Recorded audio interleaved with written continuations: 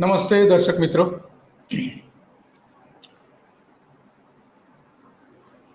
સરકારે હમણાં જાહેરાત કરી કે અલગ અલગ 3-4 રૂટોમાં ક્રૂઝ શરૂ કરવા માગે છે. આપણે જોઈ શકીએ છીએ 3 રૂટ ઉપર અલગ અલગ જગ્યાએ ગુજરાતના 3 રૂટો છે, એમાં શરૂ કરવા માગે છે. પરંતુ આજથી 22 વર્ષ પહેલાં આ જ પ્રકારના વચનો સરકાર દ્વારા આપવામાં આવ્યા હતા. અસ્ત્રાખાન સાથેના કરારો અને એ જ વર્ષમાં 2003માં મુંબઈથી કચ્છના માંડવી સુધીની ક્રૂઝ સર્વિસના પણ વચનો હતા. તો એ બંને તો કોઈ પૂરા થયા નથી. અસ્ત્રાખાન રશિયાનું એક રાજ્ય છે, એની સાથે નરેન્દ્ર મોદીએ 10 જેટલા કરારો કર્યા હતા. એ 10 કરારોમાં એક મહત્વનું એ હતું, આપણે જે જોઈ શકીએ છીએ કે ક્રૂઝ સર્વિસ શરૂ કરશે, આ પ્રકારનું એમનું વચન હતું. અને એ વચન ક્રૂઝ કમ જે આપણે રોરો ફેરી સર્વિસ કહીએ છીએ એ પ્રકારનું. અને આખો એક નવો દરિયાઈ માર્ગ શરૂ કરવાની જાહેરાત કરી હતી. અને ગુજરાત એક કોઈ દેશ હોય એ રીતે આંતરરાષ્ટ્રીય રાજ્યો મળીને એક નવો આખો વેપારી રૂટ શરૂ કરવાની વાત હતી. એમાં 3 અલગ અલગ દેશોના રાજ્યો પણ હતા. તો ગુજરાતને અલગ દેશ તરીકે માનીને ત્યારે આપણા મોદી સાહેબ ચાલતા હતા. એ જે 10 કરારો થયા હતા, એ 10 કરારો અત્યંત મહત્વના હતા. લોકો એટલા પ્રભાવિત થઈ ગયા હતા. એના કારણે આ જોઈ શકીએ છીએ એ વખતે સરકારે જે ડોક્યુમેન્ટ જાહેર કર્યો હતો, એ ડોક્યુમેન્ટ આપણે આ જોઈ શકીએ છીએ કે કયા પ્રકારે ત્યારે સરકારે જાહેરાત કરી હતી. આ ઉપર તારીખ સ્પર્શ વચાઈ છે 22મી માર્ચ 2003. તો સરકારે ત્યારે જાહેરાત કરી હતી, એનો અમલ કરવાનો હતો, પરંતુ અમલ તો થયો નથી. આજે 2003થી લઈને આજે, અને એ દેશના રાજ્યના વડા સાથે ગાંધીનગરમાં કરારો થયા હતા. 2003માં પણ મુન્દ્રા મુંબઈ વચ્ચે આ પ્રકારની જે ક્રૂઝ શરૂ કરવાની હતી એ તો નથી થઈ. ઓખાથી આસ્ટ્રાખાન દરિયાઈ માર્ગ અને તે માટે આંતરરાષ્ટ્રીય સંગઠન બનાવવાનું એક જાહેરાત કરી હતી. અલગ રાજ્ય, અલગ ગુજરાત એક અલગ દેશ હોય એ પ્રકારે આંતરરાષ્ટ્રીય સમજૂતી કરવાનો અધિકાર માત્ર ને માત્ર કેન્દ્ર સરકારને જ હોય છે, રાજ્યનો નથી હોતો. છતાં પણ મોદી સાહેબે જાહેરાત કરી હતી. 22 માર્ચ 2003માં ગુજરાત અને રશિયા રાજ્ય વચ્ચે વેપારી કરારો થયા હતા, ગાંધીનગરમાં કરારો થયા હતા. અને એમાં મુખ્યપ્રધાન મોદીએ આ 10 કરારો કર્યા હતા.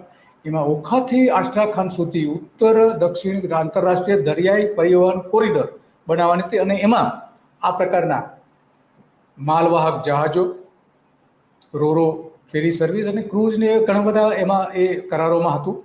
એ આપણે જોઈ શકીએ છીએ. તેલ અને કુદરતી ગેસના ઉત્પાદન માટે પણ ટેકનોલોજીની ભાગીદારી કરવાની હતી.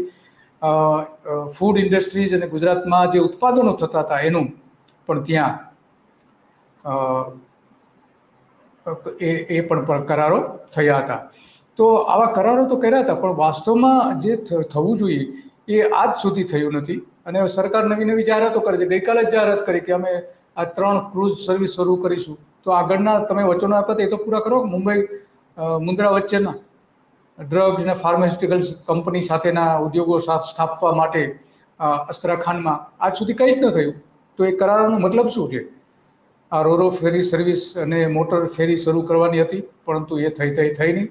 અદાણીને મદદ કરવા માંગતા હોય તેમ કાર્ગો કન્ટેનર, કારણ કે મુન્દ્રા બંદર કાર્ગો કન્ટેનર છે, તો એ પ્રકારના કરારો પહેલી વખત આપણે જોઈ શકીએ છીએ કે નરેન્દ્ર મોદીએ અદાણીને ફાયદો કરાવવા માટે કર્યા હતા, પરંતુ એનો અમલ ન કરી શક્યા. કારણ ગમે તે હોઈ શકે, હજુ સુધી સરકારે કોઈ સ્પષ્ટતા પણ નથી કરી. અસ્ત્રાખાનમાં તેલ અને કુદરતી ગેસના ઉત્પન્ન કરવા માટેના તેલ કુવા બનાવવાથી લઈને ઘણા બધા મોટી મોટી વાતો કરવામાં આવી હતી. લોકોને ભરમાવવામાં આવ્યા હતા.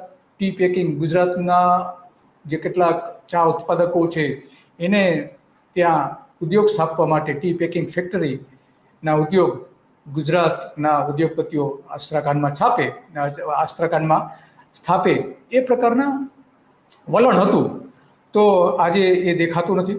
તો આવું કેમ થાય છે એ આપણા માટે મોટો સવાલ છે. કારણ કે સવાલ એટલા માટે છે કે નેતાઓ આપણને જાત જાતના પ્રલોભનો આપતા હોય છે. એ પ્રલોભનોનો કોઈ અમલ તો થતા નથી. વચનો આપે છે, કરારો કરે છે રાજ્ય વતી, ફરીથી એવા જ પ્રકારની જાહેરાતો કરી. અત્યારે જે દહેજ અને ઘોઘા વચ્ચે જે રોરો ફેરી ચાલે છે એ પણ લગડાથી ચાલી રહી છે. 3-3, 4-4 વખત તો એના ઉદઘાટનો થયા, બંધ થઈ ગઈ, આજે પણ કાદવમાં ફસાઈ જાય છે. કોઈ એનું ફ્યુચર નથી. તો આ પ્રકારના પ્રોજેક્ટ્સ મૂકવામાં આવે છે દરિયાની વચ્ચે, પણ એ થતા નથી. પણ વાસ્તવમાં જે કરારો જે ખરેખર કરવાની જરૂર હતી, એ કલ્પસર પ્રોજેક્ટની જરૂર હતી. એના કારણે આખા ગુજરાતનું કલ્યાણ થાય એમ હતું, પરંતુ એ ન કરી કે ન જ કરી. આજે 25 વર્ષ થયા. તો આવા વચનો આપણે જાણીએ છીએ કે નેતાઓ વારંવાર આપતા રહે છે, અને એ નેતાઓના વચનો કાલચક્રમાં ફસાઈ જતા હોય છે, કાલની ગર્તામાં ધકેલાઈ જતા હોય છે, અને લોકો આવી લોભાવણી વાતોથી મોહિત થઈ જતા હોય છે. લોકોને પ્રભાવિત કરવા માટે જ તો આ બધા પ્રકારના કરારો કરવામાં આવતા હોય છે. શું થયું આજે? સરકાર નરેન્દ્ર મોદી વડાપ્રધાન થયા પછી પણ ત્યાં જઈ આવ્યા, તો એમણે જે કરારો કર્યા હતા 10 કરારો, એની સમીક્ષા તો ક્યાંય દેખાતી નથી. સરકારી દસ્તાવેજોમાં ક્યાંય જોવા નથી મળતી. તો આ પહેલાં ખરેખર કરવું જોઈએ નરેન્દ્ર મોદીએ, પણ તો એ કર્યું નથી. તો આપણે આ મુદ્દો એટલા માટે મહત્વનો છે કે આવા કરારો કરીને લોકોને કઈ પ્રકારે મૂર્ખ બનાવવામાં આવતા હોય છે એ આપણે જોઈએ છીએ. અને એ આ એક નહીં, આવા તો અનેક અનેક અનેક અનેક પ્રલોભનો ગુજરાતની જનતાને આપવામાં આવ્યા હતા. એનો આજે ક્યાંય કાગળ ઉપર કોઈ જે જાહેરાતો કરી એનું વાસ્તવમાં ધરતી ઉપર તો ક્યાંય કોઈ એનું અમલીકરણ થતું નથી. તો આ નેતાઓના વચનો આપણે યાદ અપાવવા પડે રોજ સવારમાં. કારણ કે એટલા માટે કે નેતાઓ થોડા સુધરે, કે લોકોને ભ્રમિત કરવા માટે આવા પ્રકારના જાહેરાતો ન કરે. એ આપણા માટે અત્યંત મહત્વનું બની રહે છે. અને આ ફરીથી એક વખત જાહેરાત કરી છે કે અમે ક્રૂઝ સર્વિસ કરીશું ગુજરાતમાં. 2 દિવસ પહેલાં જ જાહેરાત કરી. તો આ ભાજપની જાહેરાત આપણે જોઈ શકીએ છીએ. એમણે ભારતીય જનતા પાર્ટીનું જે એક્સ હેન્ડલ છે એના પર આ મૂકેલી છે. તો આ ક્રૂઝ ટુરિઝમ અત્યારે લંગડાઈ રહ્યું છે. સાબરમતીમાં નદીમાં ચાલુ કરવાનું હતું, શું થયું? એનું અસ્તિત્વ છે કે કેમ, એ પણ એક મોટો સવાલ છે. અને આ મોટાભાગના તો ખાનગી પ્રોજેક્ટો હતા. સરકાર તો એમાં કોઈ ઇન્વેસ્ટમેન્ટ કરવાનું નથી. હવે આ જીએમબી, ગુજરાત મેરીટાઈમ બોર્ડ, કે જે હવે પોતે આ સ્થાપવા માગતું હોય એ પ્રકારના ચિત્રણ કરવામાં આવી રહ્યું છે. પણ વાસ્તવમાં કંઈક જુદું જ ચાલી રહ્યું હોય એવું લાગી રહ્યું છે. લોકોને છેતરવા માટેનો આ એક હવાઈ તુક્કાઓ દેખાઈ રહ્યા છે. બાકી એમાં કંઈ વધારે હોય એવું લાગતું નથી.